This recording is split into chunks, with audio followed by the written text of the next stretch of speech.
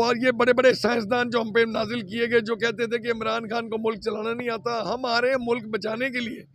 हम बेरोजगारी कम करेंगे। खान साहब को तो पता ही नहीं है कि काम कैसे करते हैं, हम बताएंगे कैसे करते हैं। जो एक साल में उन्होंने इस मुल्क के साथ कर दिया वो पिछले 70 सालों में भी नहीं हुआ। हर चीज 3 गुना कीमतों पे चली गई है। आप सब लोग इमरान खान बन के अब इलेक्शन लड़ेंगे तो हमें इस इलेक्शन में कामयाबी होगी।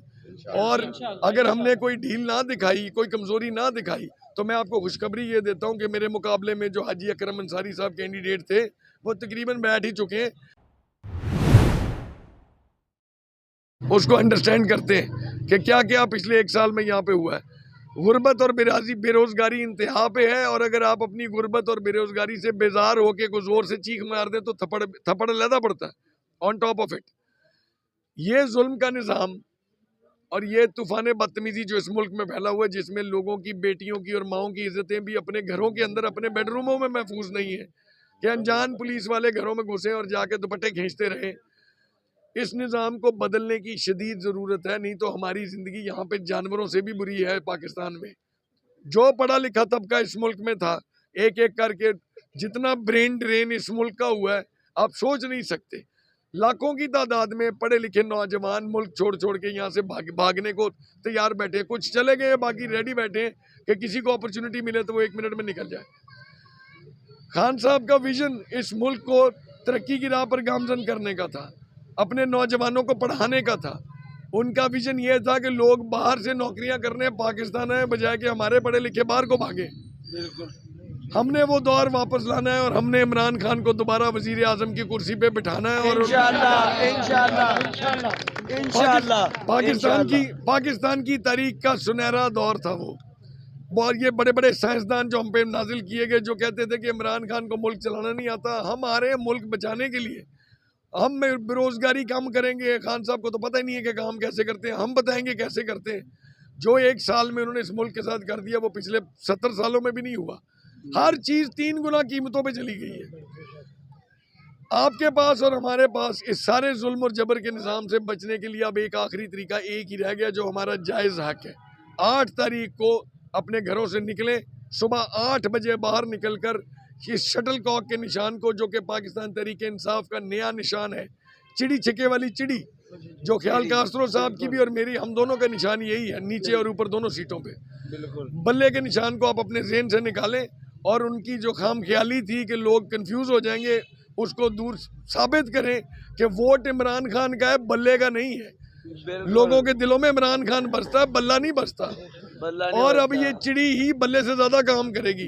बड़ी इज्जतदार और बुजुर्ग और मोहतरम हो गई ये चिड़ी जब से इसके साथ इमरान खान का नाम लगा। पहले सिर्फ खेलने कूदने के काम इंशाअल्लाह। आप सब लोग इमरान खान बन के अब इलेक्शन लड़ेंगे तो हमें इस इलेक्शन में कामयाबी होगी। और अगर हमने कोई ढील ना दिखाई, कोई कमजोरी ना दिखाई, तो मैं आपको खुशखबरी ये देता हूँ कि मेरे मुकाबले में जो हाजी अकरम अंसारी साहब कैंडिडेट थे वो तकरीबन बैठ ही चुके हैं। पिछले 1 हफ्ते में मेरा उनसे 70 मीटिंगें मैंने 1 दिन की हैं, बेशक 2-2 मिनट की हूँ। मेरा एक जगह पे भी उनसे कहीं टाकरा नहीं हुआ, जैसे वो मैदान में है ही नहीं। उनको हर जगह से जिल्लत और रुसवाई देनी पड़ी है, सिर्फ इसलिए कि 7 दफ़ा का मुंतखब MNA अब 8वीं दफ़ा जब वही सौदा बेचने दोबारा निकलता है तो कोई ले नहीं रहा।